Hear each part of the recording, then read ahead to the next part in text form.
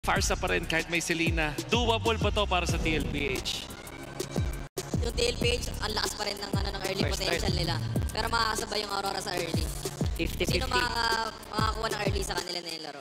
Yun, another early game potential para sa dalawa nating teams. 3 straight ang gusto ng Team Liquid Philippines. Unang puntos para sa Aurora. What's gonna happen in game number 3? Casters, take the stage. Match point na nga ba para sa Team Liquid Philippines? O makakabawi pa ba at pupuso ang Aurora Gaming? Makikita natin yan sa pagpasok natin sa game number 4 ng ating Grand Finals of Season 16. Min, napakainit ng Team Liquid. Yeah, pabigat din ang pabigat ang atmosfera no, para dito sa Aurora Gaming na kung saan ay pinipilit pa rin nilang humabol. Pero ibang klaseng piece na nakikita natin at DL. Yeah, pero may makikita natin, they switched the strategy up. Nilabas nila yung high-loss ni Light, yung unang nagbigay ng liwanag para sa Aurora, and bumalik sila sa damage jungler. So, yung plano dito ng Aurora is, okay, talo tayo sa early game, lalo kapag hahawakan nila yung utility jungler, pues, labanan natin sa typical Aurora gameplay na ito yung nakikita natin yung week 2 hanggang week 5 na parang napapagana pa rin ni Demon Kite kasi sa greedy playstyle nila, laki sila nakakaharap ng trade, and I think yun yung ipanlalaban nila sa Stampede ng TLPH. And it's a very sound decision na After nilang matalo ng dalawang tank jungle games, might as well, bumalik tayo sa kung anong gumagana during the regular season. I just want to point out kung gaano naging kaganda ang run ng Aurora Gaming in the regular season. Still in one of the largest win streaks na nakikita natin so far in MPL Philippines history. At ngayon, below sila ng 2 games against Team Liquid Philippines. Hindi lamang ang Grand Finals ang nanganganib para sa kanila, kung hindi yung win streak na rin na pinanghahawakan nila ng Season 16. Yeah. At saka kung babalikan natin yung naging istorya ng laban ng Aurora at TLPH, yung regular season, hindi nakapanalo ng serye ang TLPH. Nagharap sila doon sa upper bracket finals, hindi rin nakapanalo ng serye ang TLPH. Ito na yung bawi ng TL para sa Aurora eh. Ang masabi ko dito is again very comfortable yung strategy ng Aurora. This is something that they've run all throughout the regular season. Pero ang kailangan nilang abangan dito is yung lapo-lapo ni Sanford. Kasi ilang beses natin nakikita, lagi siya nakakapag-block off. Kaya naman grabe. Yung atensyon ng Aurora nakalagay talaga dito sa XP lane. Kailangan din kasi makalamang ni Edward, especially early on this Alice. Pero mukhang TLPH na hawak. No, 30 na ito. Layo na ni Demon Kite, hindi siya makalapit. Oh my goodness! At si Cortez yan nakakuha ng pagod. Hindi naman ang araw pero buhay pa rin. Sila ni JP, grabe yung Edward! power. Pero mamamatay siya ni Edward. Kung nagagamit din, ay pasa pa kay Yue at naman muna si Cortez.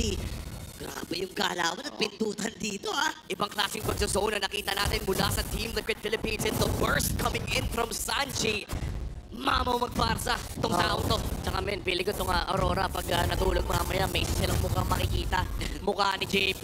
Ayaw silang palaruin ng MLBB. Ang hirap na yung kalagayan dito. Lalo na doon Grabe! Aray ko po, Pedro Strike. Napaflicker na rin itong si Yue. Napakahap. Ramdam mo no? Naramdaman ko na, ay, wait lang. Grabe si JP, men. On both ends, nakakita tayo ng dalawang laban na TLPH ang nagdikta. Partida, wala pang kalamangan ng side ng Team Liquid Philippines kasi 400 gold lead. Men, gusto ko lang sabihin na, siguro kung may titignan mo itong laro ng Aurora, may isang parte ng laro nila yung nagbago, especially after Project Next, is yung galaw ni Light, lagi siya nakasunod dito kay Demon Kite, and tinitake advantage nila yung golden XP na nakukuha mula sa jungle fix. Pero I think yun yung pinapunish ng TLPH. Kanina pa men, si JP, instead na nagkiklear kasama ni Sanji, kanina pa siya silip ng silip sa jungle ng Aurora. Konti na lang magkakakuliti na to eh. Well, sa ngayon, no, hindi pa naman nagkakaroon. And for Team Liquid Philippines, ay hawak pa rin naman nila napakakatamtaman na gold lead dito. Kaya naman, pakiramdam ko, no, kaya pa rin naman bumalag ng Aurora Gaming. In fact, you said so yourself, Midnight, medyo hinihintay talaga natin yung item para kay Demon Kite. Yeah, trade talaga yung kailangan gawin dito ng Aurora, especially with the advantage ng TLPH na sa mga matchup lamang sila, especially on the XP. Grabe si Sanji! Grabe, binigyan kagad ito si Demon Kite. Ganun pa din si Dito, itong si Sanji. Kasi alam niya na medyo mapapahaba naman nila. Itong Turtle 5. Ngayon si Cortez, tumabit yung Quad Shadow para dito kay Lai. Pero hindi naman na nilalaban. Sabi na, sige, bigyan kaya natin si Sanji. Uy, grabe! Gigigil daw si Sanford eh. Ngayon naman si Edward, ang pinupuruhan nila, tumama din.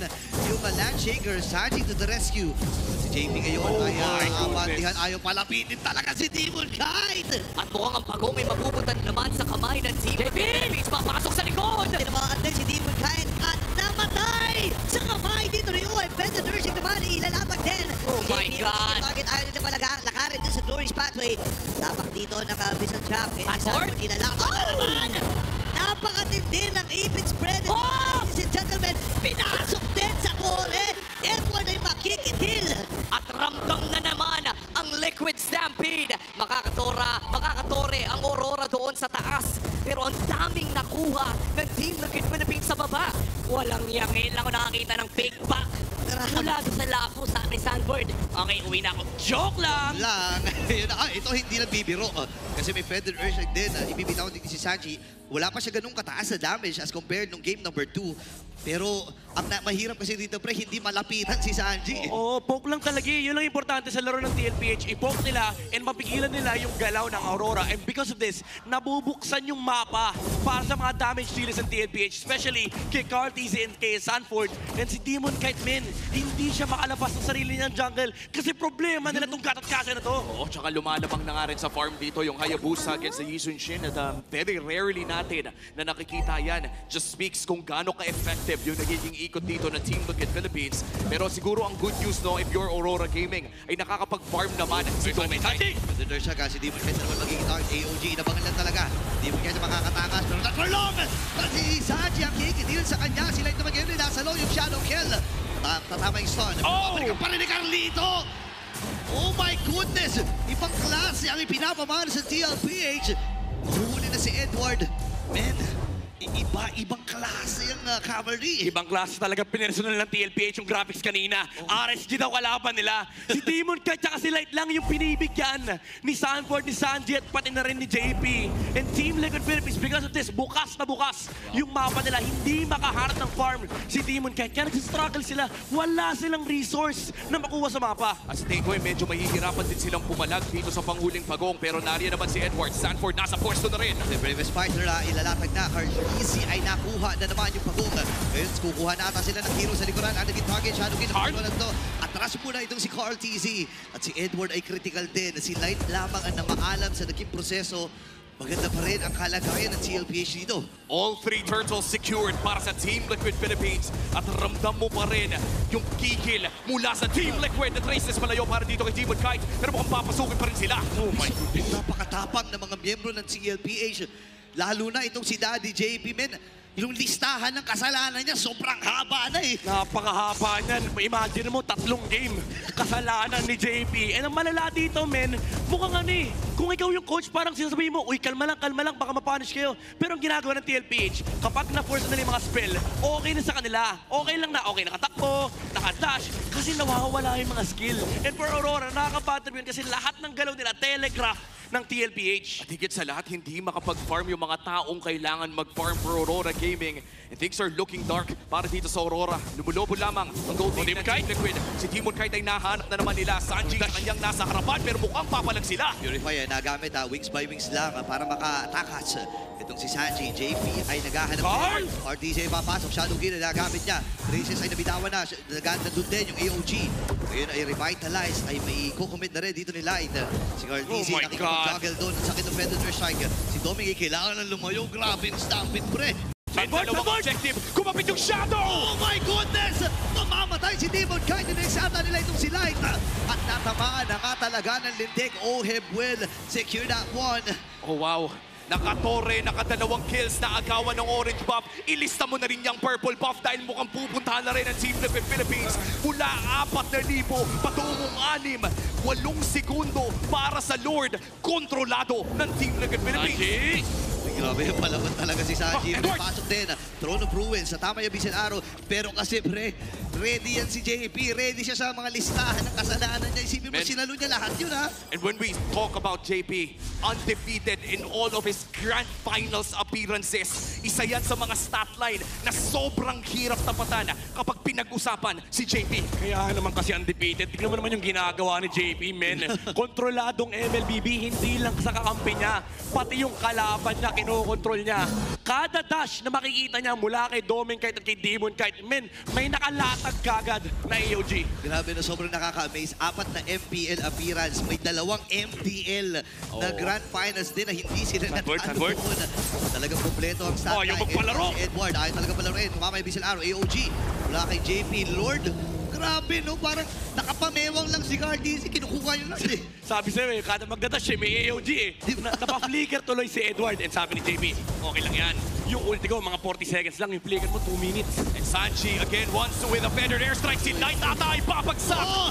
Sapat pala yung dami Oheb! ng TLPS. Bumag na rin si Oheb. Nagamit yung kanya Purify. Atras mo na sila dito. Oh no, Edward! Walang tinamaan si Edward! One! Two-man stun mula kay Sanford. Wala na sila mga majors dito. Atrasan muna. Oh, grabe! Ayaw mo eh! Big lang! Hindi ako aatras. Ang baba na kanyang buhay. Ay! Pero masyado atang napalalim. And TLPH ngayon, kukunin na lang yung mga objectives na nasa paligid nila. Medyo nag-overheat si Oheb doon pero tuloy pa rin ang pagpupush para dito sa Team Liquid Philippines. It is going to be a 5v4 push. Arrow! Nandiyan pa naman yung Lord. Arrow na tumama dito kay JP pero mukhang makakadepensa naman. Feathered airstrike ay nagamit na rin. Somewhat successful defense para dito sa Aurora. Yeah, another punish mula sa Aurora. Nakita natin ito nung game number 2 and game number 3. It is the same. Hindi pwede mag-overhit ang TLPH kasi may mga lumilipad na paa natin. May mga pang-punish din dito yung Aurora. But so far, kailangan pa nila ng konting item, ng konting farm kasi laki talaga ng disparity between Carl and Demonkite, pati na rin kay Oheb and Dominkite. Oo, and looking at our Infinix in-game equipment, disparity na yan ay sobrang obvious with the completed items na nakikita natin. Yung iba nandun pa lang sa mga components. Meanwhile, for Team Liquid Philippines ay nandun na sa kanilang pangatlo at pang-apat. Sa sobrang underfarm ni Demonkite, kinailangan niyang i-skip yung kanyang War Axe. Rumeka siya ng endless battle kahit paano makalaban. Kaso ang problema dito, yung prolonged team fight parang hindi rin nagmamatter for TLPH kasi isang bigla talaga yung habol nila dito. Isang bagsak, isang talon. Yun yung perfect team fight initiation at for Liquid. At 30 seconds na lang no, bago magkaroon ng flicker muli si Sanford. Pakiramdam ko, the moment na mag-up lahat ng mga battle spells ng Team Liquid Philippines ay pwede na naman natin ma-expect yung napaka-aggressive na playstyle mula sa Team Liquid and for Aurora Gaming. Ano pa bang natitirang win condition para sa kanila? Alam mo, kailangan mapigilan nila yung Farsa. But ang problema kasi may cut at kache. Ito yung X-Factor from Team Liquid Philippines. Baka nga next game din natin makita to kasi hindi makahanap ng angulo si Light. Even if ipilit nila, let's say tamaan nila si Sanji, number 1 ang problema nila yung Purify mula rin sa Farsa. And kahit pa na karamihan sa members dito ng TLPH ay tamaan ng Glorious Pathway, kahit mas slow sila, willing silang lumaban eh. Hindi sila tatakbo. Pero mukhang hindi talaga tatakbo. Naghahanap ng laban ng Team Liquid Philippines. JP, conceal, looking for the taunt, pero mukhang nanaot lang. And there will be an orange buff secured for Team Liquid Philippines as si Oheb ay papasok din. Ayaw nilang pag-farmin si Demonkite. Ayaw na lang. Bawal lahat, no? Para dito sa Aurora. Grabe naman! Talaga! Lalapit pa lang yung Aurora dito. Binibigyan na kaagad ni Sanji ng Feathered Airstrike. Klase! Ang sakit sa ulo. Napakadaming kasalanan ng taong ito. Infinix GT30 Pro kanyang gamit. Experience victory for every madlang gamer. This man is undefeated sa lahat ng kanyang mga Grand Finals appearances. At GT30 ang gamit niya. Pwede natin gayahin yung GT30. Yung undefeated sa Grand Finals, medyo mahirap sabayan yun. That's the Lord secured para sa Team Liquid Philippines. Pero alam mo, pag roamer ka, masarap din kopyahin yung ginagawa ni JP. Imagine mo, nag-green lang si Demonkite, men. Nakatitig pa si JP, parang, sige, makukuha ko yan. Purpose ka lang pa niya. O sige, sa'yo na. Diba? At saka, nang nangyayari pa ka, nilalapitan niya eh. So yung napupunta pa yung attention sa kanya sa mga greens. Ang hirap na kalagayan ng Aurora dito. Pero hindi pa rin naman imposible. Kailangan lang nila ilaban under the turret. Kailangan lang nilang gamitin yung mga resources na meron sila. O kahit papaano naman, no, meron silang frontline, pwedeng dumepensa. Yeah. In fact, hindi pa naman ito yung Evolved Lord. At for Aurora Gaming with a perfect run after that first loss in the regular season, ngayon ay humaharap na sa TLPH na naghahanap ng kanilang match points sa Grand Finals. Itutuloy nila ang kanilang pag-push dito sa itaas. Nagabang sila. Feathered Airstrike. Edward! Si Edward, hinamaan yung tatlo ng Throne of Ruin. Atras muna si Cortez. Ngayon naman, ilalabag yung Summer Force. Masakit na rin yung damage dito ni Oheb. Si Edward may even. Trigger na force na rin. Nilapag yung Glorious Pathway. Kumpaya ang pagdepensa dito ng Aurora. Pero meron pang puproblemahin sa may bottom. Doon ata magiging target ng TL. Round number 2 to ha. Naghahanap na nga ng round 2. AOG makakatrain sa Spalayo pero naipit ang isa at isa ang babagsak. Yun na, inalabag din yung Summer Force at papabagsakin na rin. Naman! stun kay Sanford at ready na sila para sumigaw at match point na ang TLPH. Isa na lang ang inahan.